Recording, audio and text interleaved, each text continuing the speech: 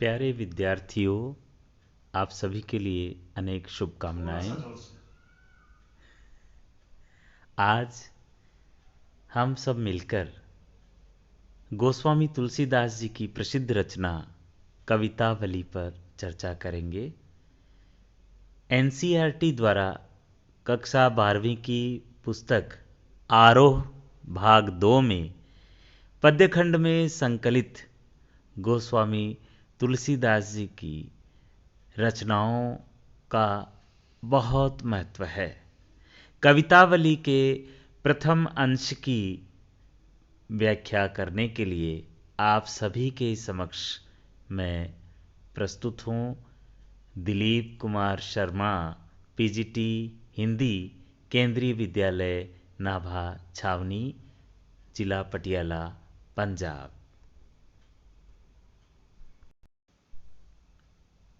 प्यारे विद्यार्थियों, राम भक्ति शाखा के प्रधान कवि, संत, भक्त गोस्वामी तुलसीदास जी का जन्म सन 1532 बांदा जिले के राजापुर गांव उत्तर प्रदेश में माना जाता है। उनके जन्म के साथ एक किंवदंती भी जुड़ी हुई है कि जन्म के समय उनके मुख से सामान्य बालकों की तरह रोने की आवाज नहीं आई। उनके मुख से राम नाम का उच्चारण निकला और जन्म के समय उनके मुख में दांत भी थे। इसीलिए उनका बचपन में नाम पड़ा राम बोला।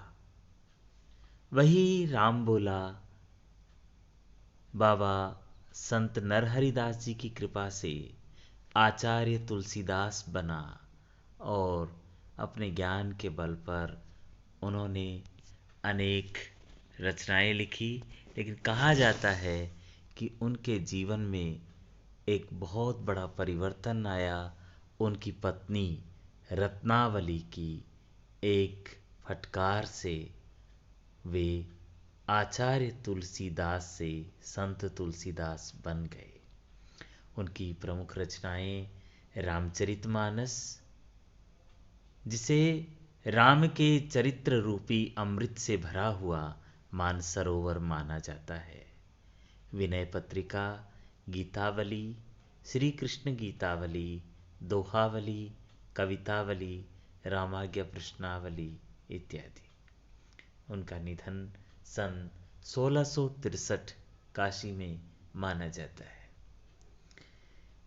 गोस्वामी तुलसीदास जी के अनुसार हृदय सिंधु मति सीप समाना, स्वाति सारद कहीं सुजाना, जय बरसई बरबार विचारू, होय कवित मुक्तामणि चारू। हमारा हृदय सिंधु के समान है और हमारी मति सीपी के समान है और स्वयं शारदा स्वाति नक्षत्र है और हमारे विचार ही वह बारिश है। तो अगर वह भगवती शारदा की कृपा से सही समय पर हमारे हृदय सिंधु की मति सीपी में समा जाता है तो कविता की मुक्तामणि तैयार होती है। कविता स्वयं अपने आप में एक मुक्तामणि है जो प्रत्येक युग में समाज को दिशा दिखाती है। गोस्वामी तुलसीदास जी की रचनाएं राम भक्ति के साथ साथ अपने युग का परिचय देती हैं और आने वाले युगों में सभी को एक अच्छा मार्ग दिखाती हैं। आइए हम चर्चा करते हैं कि गोस्वामी तुलसीदास जी की रचनाओं की प्रमुख विशेषताएं क्या क्या हैं। गोस्वामी तुलसीदास की लोक व शास्त्र दोनों में गहरी पैठ मानी जाती है तथा जीवन व जगत की व्यापक अनुभूति और मार्मिक प्रसंगों की उन्हें अचूक समझ है। यह विशेषता उन्हें महाकवि बनाती है और इसी से प्रकृति व जीवन के विविध भावपूर्ण चित्रों से उनका रचना संसार समृद्ध है, विशेषकर रामचरितमानस। इसी से यह हिंदी का अद्वितीय महाकाव्य बनकर उभरा है। इसकी विश्व प्रसिद्ध लोकप्रियता के पीछे सीताराम कथा से अधिक लोक संवेदना और समाज की नैतिक बनावट की समझ है। उनके सीताराम ईश्वर की अपेक्षा तुलसी के देश काल के आदर्शों के अनुरूप मानवीय धरातल पर पुनः सृष्ट चरित्र हैं। गोस्वामी जी ग्रामीण व कृषक संस्कृति तथा रक्त संबंध की मर्यादा पर आदर्शीकृत गृहस्थ जीवन के चितेरे कवि माने जाते हैं। गोस्वामी तुलसीदास जी की भाषा और अलंकार, छंद इत्यादि पर जो एक गहरी पकड़ है, उसके सभी अपने मन में मुरीद हैं, क्योंकि अवधी भाषा और ब्रज भाषा दोनों भाषाओं पर उनका समान अधिकार है। भाव के अनुसार छंद और छंद के अनुसार प्रसंगों के अनुसार उनके अलंकार अपने आप में अद्वितीय बन पड़ते हैं। 12वीं कक्षा के कवितावली से उद्धृत जो अंश आज हम यहाँ व्याख्या करने जा रहे हैं, उन अंशों में सबसे पहला अंश कवितावली के उत्तरकांड से है, जिसमें भूख का चित्रण किया गया है। भूख व्यक्ति की एक नैसर्गिक आवश्यकता है, नैसर्गिक मांग है। इस शरीर का संचालन करने के लिए, इस शरीर का पालन पोषण करने के लिए भूख के साथ हमें भोजन मिलना चाहिए और वह हमारे स्वास्थ्य की निशानी है। लेकिन यदि भूख के अवसर पर भोजन ना मिले तो वह भूख भूखमरी की समस्या बन जाती है। कवितावली अपने समय का दर्पण है।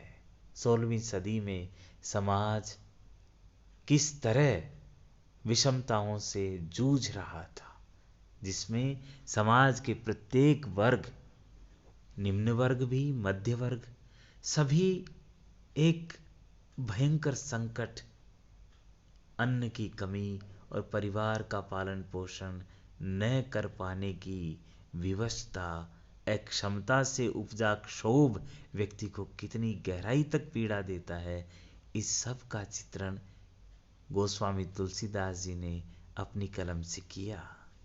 वही कवि अपनी कलम में अपने युग को प्रदर्शित कर पाता है, जो अपने युग की पीड़ा को गहराई से महसूस करता है, उससे पीड़ित होता है और दूसरों की, लोगों की पीड़ाओं को देखकर उनकी आंखों में अवश्य ही अश्रु आए होंगे। क्योंकि गोस्वामी तुलसीदास जी ने स्वयं एक जगह लिखा है कि कवि संत हृदय नवनीत समाना, कहा कविन पर कहीं नहीं जाना, निज परिताप दुए नवनीता, परहित द्रवही सो संत पुनीता। दूसरों की पीड़ा को देखकर वो कितने द्रवित हुए होंगे, वही इस कवित्व में हम आज देखने जा रहे हैं, उसको समझने जा रहे हैं। कृपया एकाग्रता बनाए रखें। किस भी किसान कुल बनिक भिखारी भाट, चाकर चपल नट चोर चार चेट की, पेट को पढ़त गुण गढ़त चढ़त गिरी, अटत गहन गन अहन अखेट की, ऊंचे नीचे करम धर्म अधर्म करी, पेट ही को पचत बेचत बेटा बेट की, तुलसी बुझाए एक राम घन श्याम ही ते, आगी बढ़ वागी ते बड़ी है आगी पेट की, आगी बढ़ वागी ते बड़ी है आगी पेट की। प्यारे विद्यार्थियों, समाज के इन निम्न और मध्य वर्गों को समेटते हुए पेट की इस पीड़ा को, समाज की इस भयंकर पीड़ा को व्याख्यायित किया है। हम देखने जा रहे हैं कि किस भी हम कठिन शब्दार्थ देखते हैं। किस भी अर्थात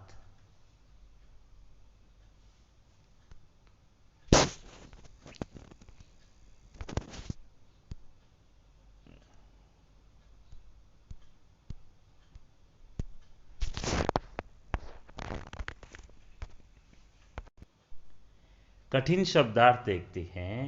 किसबी, किसबी अर्थात किसान मजदूर, किसबी अर्थात मजदूर,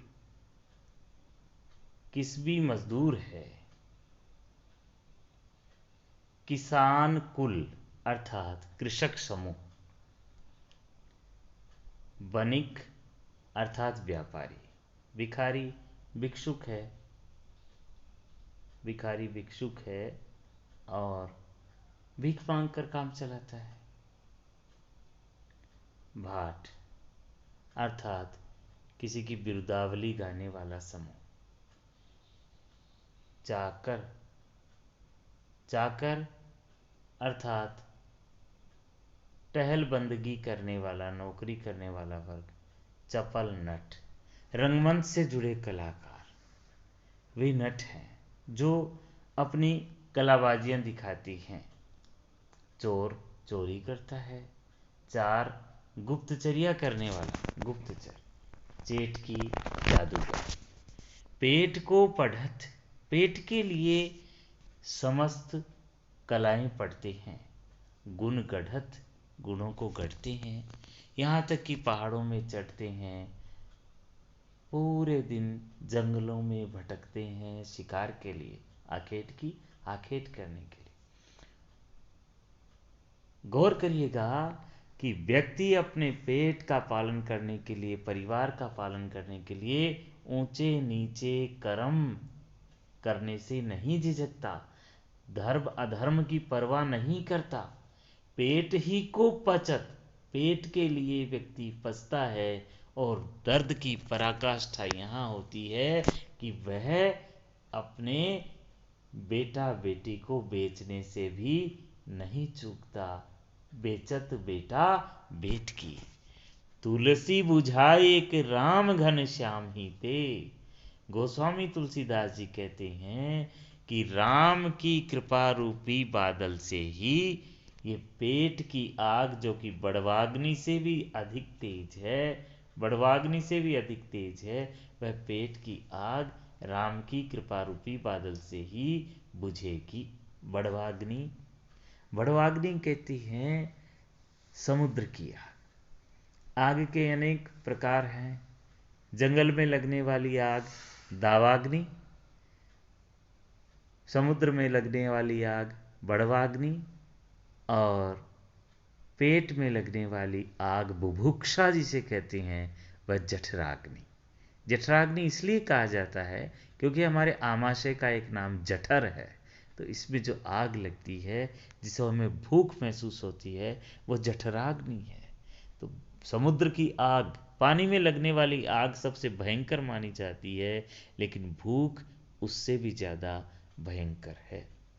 इसलिए इस कवित्व रूपी छंद में गोस्वामी तुलसीदास जी ने अपने समाज का जो एक बहुत ही पीड़ित कुंठित वर्ग दिखाया है कि पेट की आग भी शांत नहीं हो पा रही है, उसका यहाँ बहुत ही स्पष्ट, सजीव और संवेदनशील चित्रण ब्रज भाषा के माध्यम से किया गया है।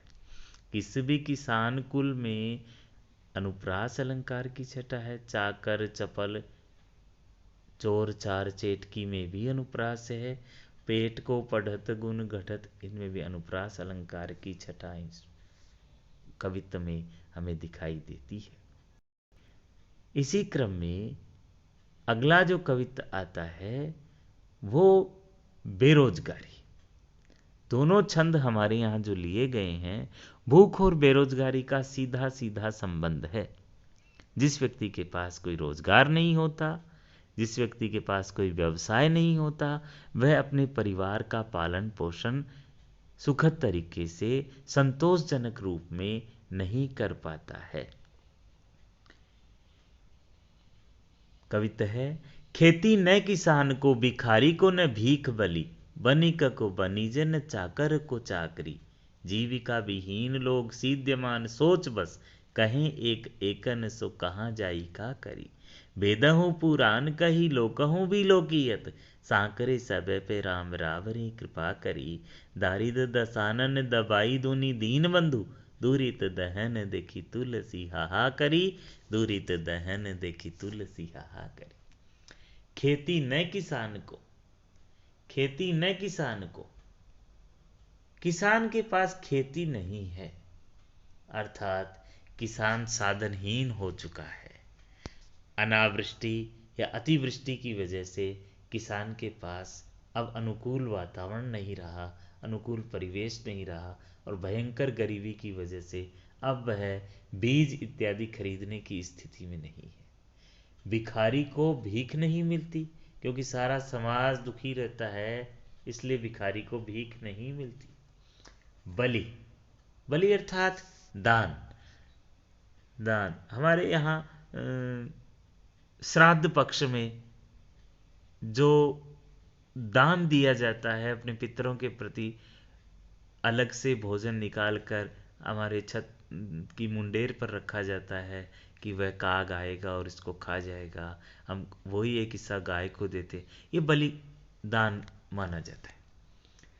बनिक को बनिज, बनिक को बनिज, व्यापारी के पास व्यापार नहीं है और चाकर के पास चाकरी नहीं है। जो लोग व्यवसाय वाले हैं वे व्यवसाय नहीं कर पाते, और जो नौकरी पेशा लोग हैं उनके पास नौकरी नहीं है, इसलिए सब क्या हो गए, जीविका विहीन। जीविका विहीन लोग सीध्यमान सोच बस, सीध्यमान है, सीजते जा रहे हैं, उस दुख में सीजते जा रहे हैं, घुलते जा रहे हैं। कहें एक एकन सो कहा जाई का करी। भैया क्या करें, एक एक से मिलते हैं तब यही कहते हैं भैया हम कहाँ जाए और क्या करें।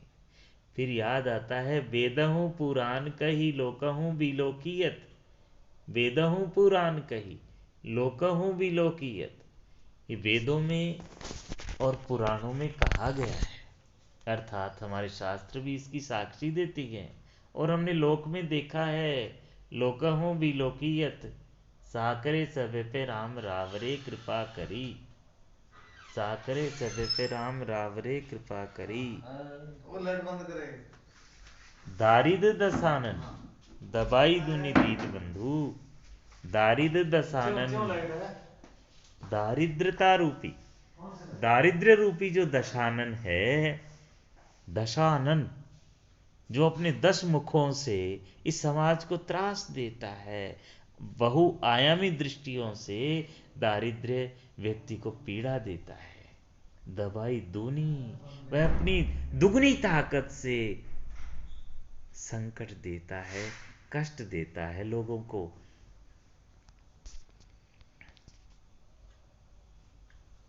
दीन बंधु इसको देखते हैं। दूरित दहन देखी तुलसी हाहा करी, दूरित दहन देखी तुलसी हाहा करी।